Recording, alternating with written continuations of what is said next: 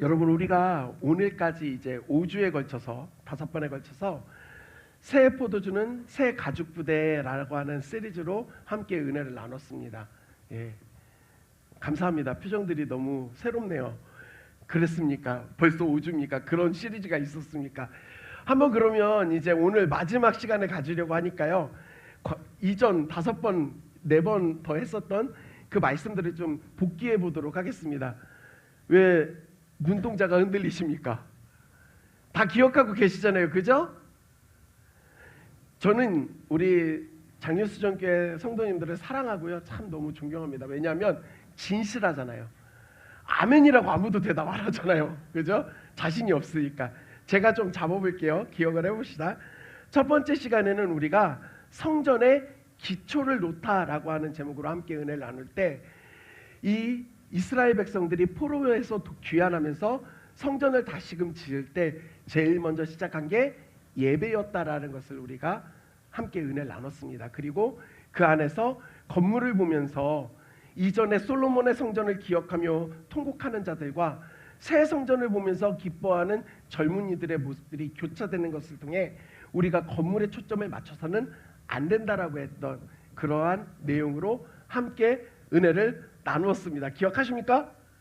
예, 두 번째 시간에는 뭐였냐면 산돌과 같이 함께 세워지는 장유수전 교회라고 하는 제목을 가지고 저희가 다른 거 다 기억 못해도 투명한 집이 뭐라고요, 영어로?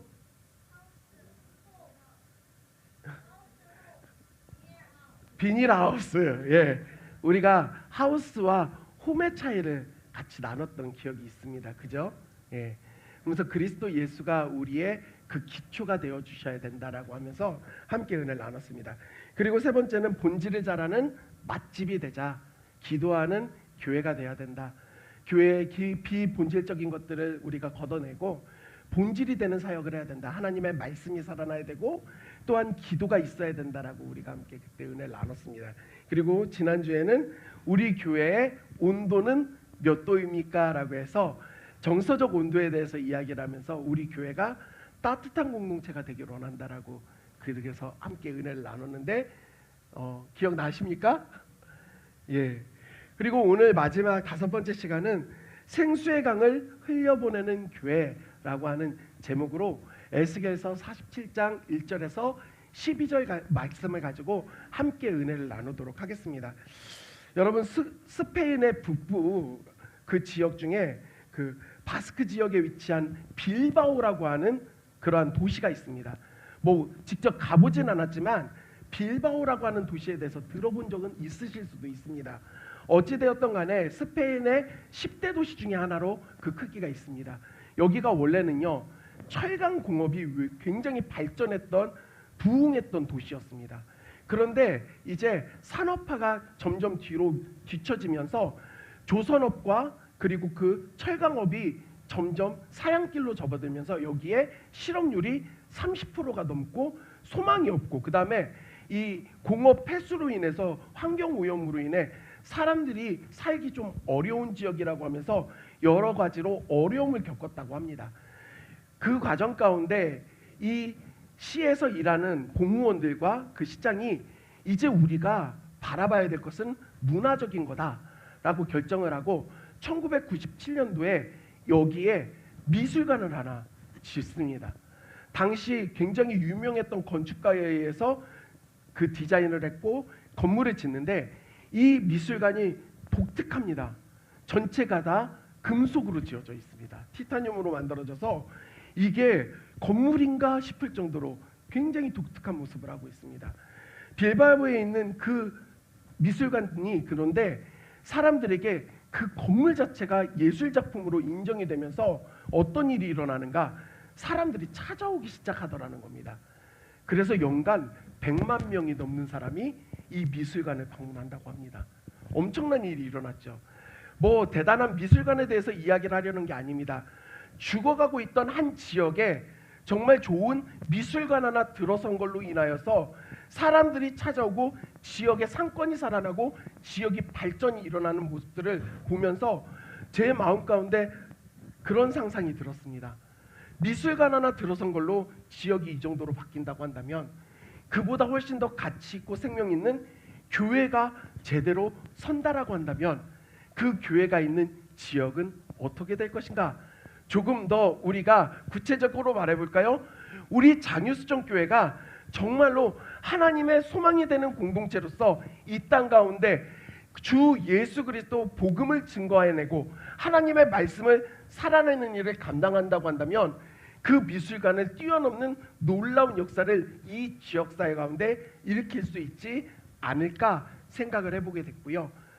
그래서 우리 교회가 그런 교회가 되기를 소원하며 말씀을 준비했습니다. 여러분, 우리 교회가 그런 교회가 되기를 간절히 소원합니다. 그러면 우리 교회가 지역을 살리고 영혼을 구원하는 귀한 일들을 감당하기에 있어 무엇이 필요할까를 우리는 생각해 볼 필요가 있습니다. 오늘 말씀을 아시는 분들도 있고 이 말씀 처음 읽어봤다라고 생각하시는 분들도 있습니다. 에스겔이라고 하는 선지자는요, 바벨론이 처음 1차 예루살렘을 침공했을 때 많은 사람들을 포로로 이끌어갑니다. 나라를 멸망시키지 않고 그냥 포로로 끌고 가는데 이때 예루살렘에서 제사장을 하고 있었던 이 에스겔도 그 포로로 끌려가게 된 겁니다. 그리고 유대의 그 포로들이 모여 사는 난민중에서 강가 뚝에 앉아 있을 때 하나님께서 이 에스겔에게 환상을 보여주십니다. 보통 학자들은 에스겔이 그 환상을 봤을 때가 그가 30번째 생일을 맞이했을 그날, 그때 하나님이 환상을 보여주셨다라고 말합니다. 그러면서 여러 환상들을 보게 되는데 여러분, 우리가 에스겔의 환상을 본 것 중에 기억에 남는 게 뭐가 있죠? 마른 뼈들이 살아나는 환상을 보았습니다. 네, 성경에 나옵니다. 다들 표정들이 그런 게 있습니까? 네, 마른 뼈가 붙어서 힘줄이 생기고 살아나는 환상을 보았습니다. 그런 환상 이후에 이제 성전에 대한 환상을 보게 됩니다. 특별히 47장 말씀이 시작되어지고 그 말씀을 쭉 보면은요, 우리 1절 말씀 같이 읽겠습니다. 1절입니다. 시작.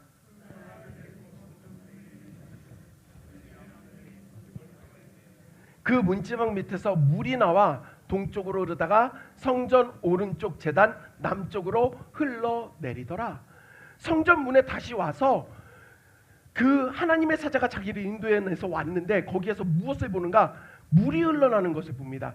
문지방 밑에서부터 물이 흘러나오기 시작하는데 이게 제단의 남쪽으로, 제단 그 남쪽으로 이 물이 쭉 흘러나오는 환상을 보게 됩니다. 중요합니다, 여러분. 성전에서 물이 흐릅니다. 그럼 이 물이 무엇을 이야기하는 것일까요? 뭘 얘기하는 걸까요? 이 물이 흘러나오는데 어디에서 흘러나오는가? 제단에서 흘러나온다고 합니다. 여러분, 이 제단이라고 하는 곳이 어떤 곳입니까? 이스라엘 백성들이 하나님 앞에 제사를 드릴 때 짐승을 잡습니다. 그리고 그 피를 받습니다. 그 받아진 피를 어디에다 뿌리냐면 이 제단에 다 뿌리는 겁니다. 그러니까 이 제단은요, 피를 뿌림으로 말미암아 속죄함이 일어나는 장소입니다. 그러니까 오늘날 그것이 무엇을 상징하고 있는가? 우리의 모든 죄를 누가 대속하셨습니까? 누가 대속하셨습니까? 그리스도 예수께서 십자가에서 피 흘리심으로 대속하셨습니다. 여러분 믿으십니까? 그 물이 흘러나오는 것은 결국 그래서 예수 그리스도께서 십자가에서 흘리신 그 보혈을 상징하는 겁니다. 구원의 그 은혜가 흘러나오기 시작하는 겁니다. 에스겔이 그걸 봅니다. 그 성전에서 그 물이 흘러나오는데요, 이게 처음에는 그리 크게 보이지 않았습니다. 그런데 그 사자가, 그 사람이 이것을 측량하기 시작하는데 먼저 천척을 측량합니다. 천척이 얼마 정도 될까요? 한 척이 어느 정도 되는지 아십니까? 손목에서부터 팔꿈치까지 거리를 보통 한 척이라고 이야기를 하고, 그래서 정확하게 센치로 이야기하지 않지만 한 45cm 정도라고 이야기를 합니다. 그러면 천척은 얼마나 될까요? 450m 정도 되는 거죠. 500m에서 450m. 측량을 딱 하고 나서 그 물을 건너라고 합니다. 에스겔이 건너는데요, 이게 점차적으로 바뀌어갑니다. 환경이. 우리가 전체 말씀을 보지 않겠지만 함께 보면은요, 물이 발목에 먼저는 올라옵니다. 그리고 그 사자가 또 천척을 측량하고 나서 건너오라고 이야기하니까 그 다음은 물이 어떻게 됩니까? 어디까지 와요? 무릎에 오르고, 또 천척을 측량해서 450m를 측량하고 나서 건너오라고 해서 건너가니까 이번엔 물이 어디까지 옵니까? 허리에 이릅니다. 그리고 나서 또 천척을 측량하고 건너오라고 할 때에는 어떤 일이 일어납니까? 물이 건너지 못할 강이 되어서 헤엄을 쳐야 되는 상황이 왔습니다. 여러분 머릿속으로 그려보십시오. 우리가 물놀이를 가거나 놀러 갔을 때 물장난을 칠 때 들어설 때 발목까지 오는 물, 그 다음 그렇게 들어가다 보면 이것이 무릎까지 오고 어느 순간 허리까지 옵니다. 그러면 움직이기가 조금씩 불편해지기 시작하죠. 저만 물놀이 다녀왔습니까? 왜들 모르는 표정을 하고 있습니까? 이러다가요, 이게 물이 허리 이상으로 들어오면, 이제 가슴까지 오면 숨쉬기도 힘들어집니다. 그렇죠? 그러다가 점점 깊어지다가 이 물속으로 완전히 들어가게 돼서 발이 더 이상 땅에 닿지 않게 되면 우리가 어찌할 수 없는 상황이 됩니다. 여러분, 저는 물에 빠져 죽지 않는 방법을 알고 있습니다. 제가 오늘 알려드릴 테니까 잘 들으십시오. 제가 학교 다닐 때 선생님이 저희에게 진짜 진지하게 알려줬습니다.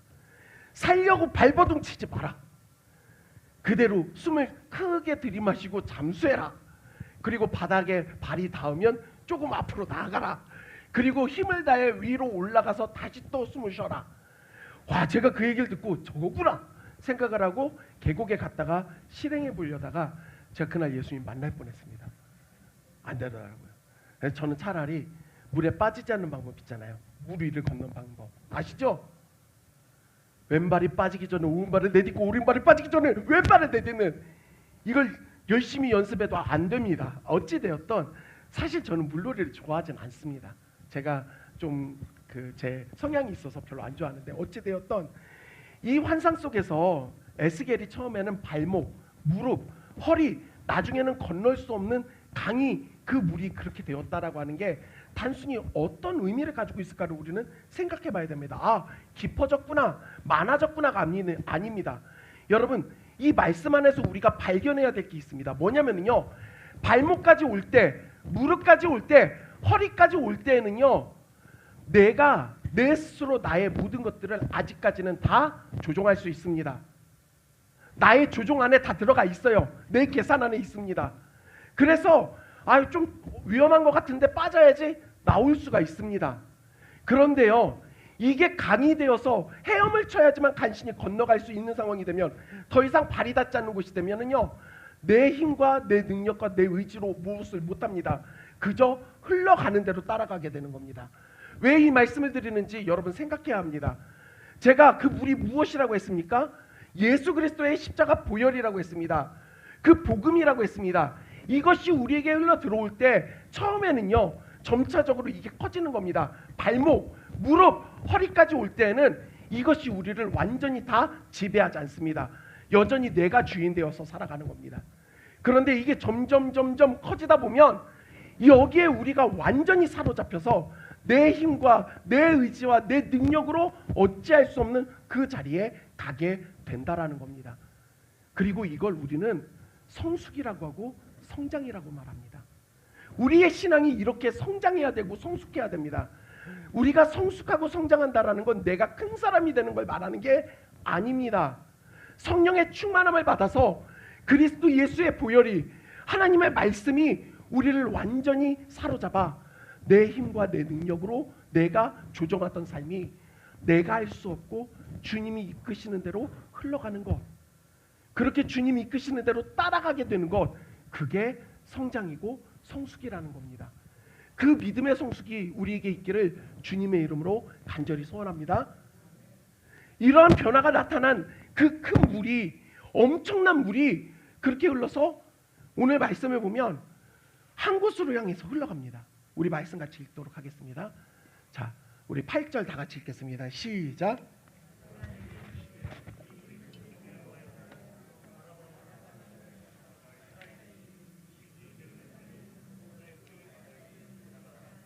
여러분 여기 보십시오. 그가 내게 이르되 이 물이 동쪽으로 향하여 흘러 아라바는 어디냐면요, 요단 골짜기입니다. 요단 골짜기로 가서 바다에 이르는데 그 다음 뭐라고 나옵니까? 이 바다가 되살아나리라, 이렇게 표현하고 있습니다. 그러면 이 바다가 어떤 상태에 있다라는 거예요? 어렵습니까? 다시 얘기할게요. 바다에 들어가는데 바다가 어떻게 된대요? 되살아난다잖아요. 그럼 이 바다는 어떤 상태입니까? 죽은 상태라는 거예요. 자, 여기서 질문. 그럼 이 바다는 어딜까요? 사해입니다. 사해입니다. 사해를 말하고 있는 거예요. 받아들이기만 해서, 내보내지 못해서 염도가 너무나도 높아져 생물이 살아갈 수 없는, 그래서 죽음의 바다라고 해서 사해라고 부릅니다. 그 사해로 이 물이 흘러 들어가서 어떻게 됩니까? 되살아난다라는 겁니다. 할렐루야. 그러면서 9절에 이르러서 이렇게 말합니다. 이 강물이 이르는 곳마다 번성하는 모든 생물이 살고 또 고기가 심히 많으리니 이 물이 흘러 들어가므로 바닷물이 되살아나겠고. 사랑하는 성도 여러분, 복음이, 주 예수 그리스도의 십자가 부활이 단순히 그냥 예수 믿었으니까 구원받고 다 됐다, 이걸로 끝나는 게 아니라 이 땅을 회복시킨다는 겁니다. 살린다는 겁니다. 그 구원의 은혜가 이 땅을 변화시킨다는 겁니다. 죽어있던 곳을 다시 살리는 놀라운 역사가 일어난다라는 것입니다. 여러분 이걸 믿으십니까? 이게 너무 중요합니다. 사랑하는 성도 여러분, 우리 지역사회 가운데 교회가 필요합니까? 예, 아무리 많아도 필요합니다. 계속해서 필요한 게 교회입니다. 사실 우리 김해 지역이 작은 도시는 아니거든요. 제가 원주에 있다 내려올 때 몇몇 성도님들이 자꾸 얘기하는 거예요. 아유, 목사님 시골로 가셔서 어떻게 해요? 밑으로 내려가셔서 어떻게 해요? 제가 웬만하면 그렇게 얘기 안 하는데 참다가 얘기했어요. 근데 집사님, 원주가 인구 33만이고 김해가 55만인데 어떻게 김해가 시골이에요? 그러니까 깜짝 놀라요. 김해 인구가 그렇게 많습니까? 예, 한 55만 돼요. 그랬더니 아, 그렇습니까? 그리고 그 집사님 나중에 저희 교회 제가 이제 취임 예배할 때 오시고 깜짝 놀랐습니다. 목사님, 여기 신도시네요.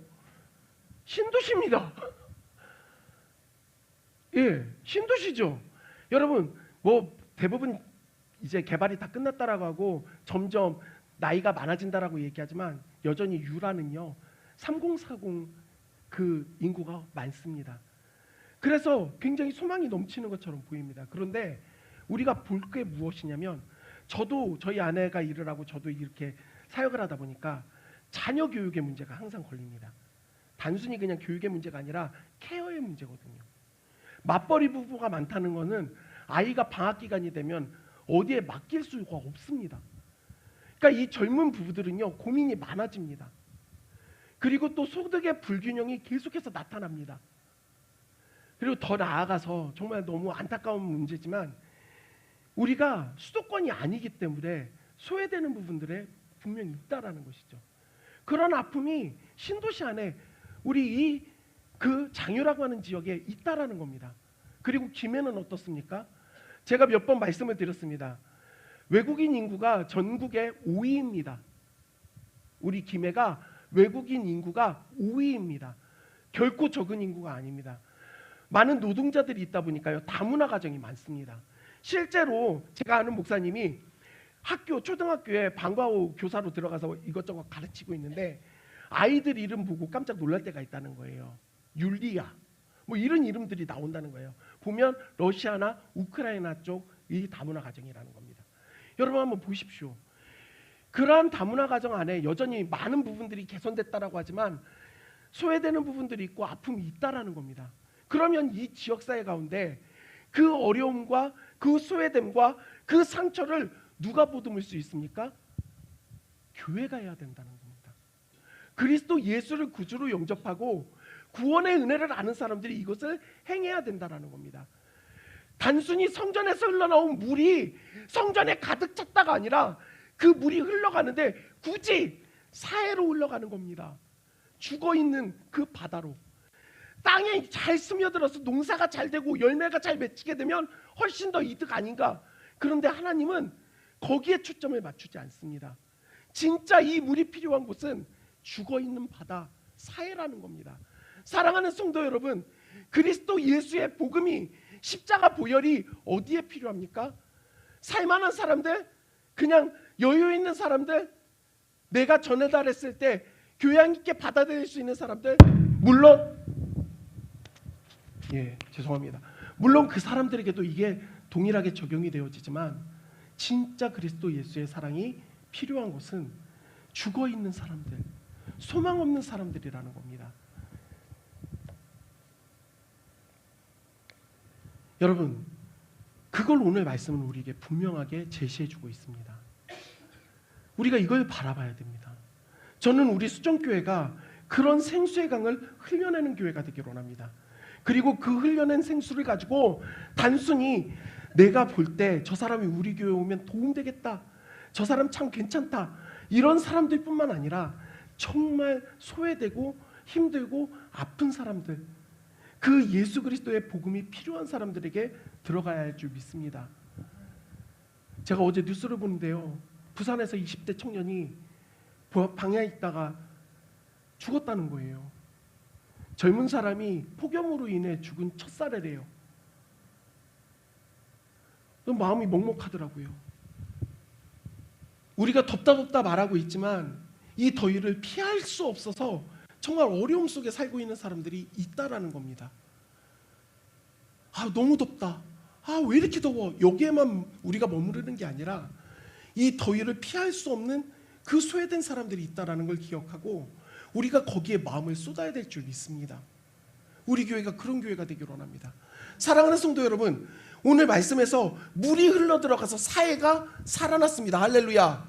되살아났는데, 그런데 정말 우리가 경계해야 되는 말씀이 있습니다. 정말 유심히 봐야 되는 말씀이 있습니다. 바로 11절입니다. 다 같이 읽겠습니다. 시작.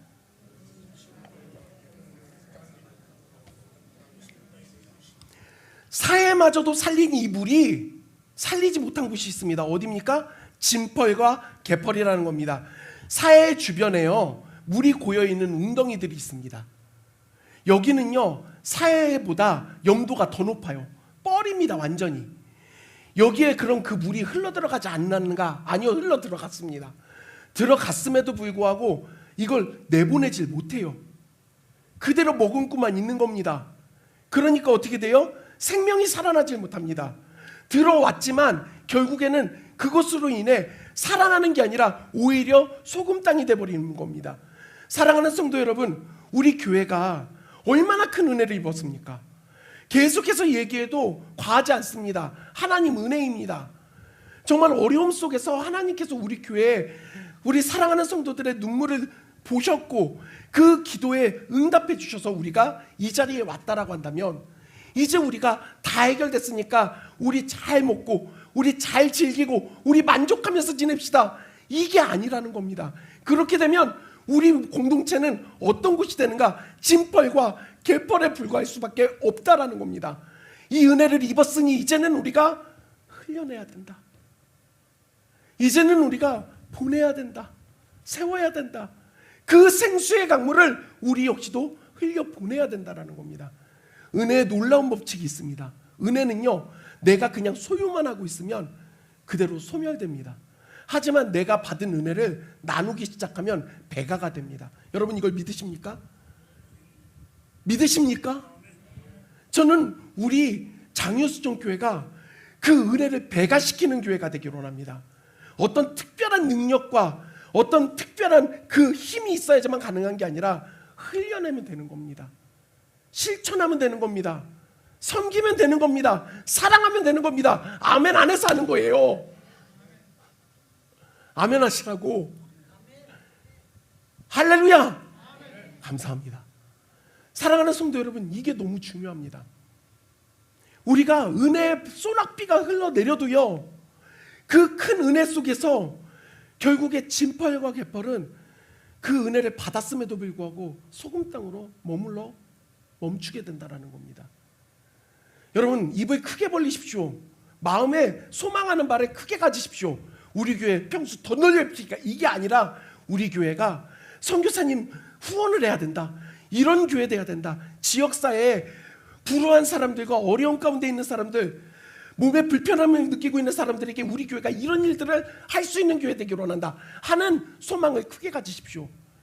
그리고 거기에 마음을 쏟는 겁니다. 그러면요, 하나님께서 우리로 하여금 그 일을 할 수 있도록 열어주신다는 겁니다.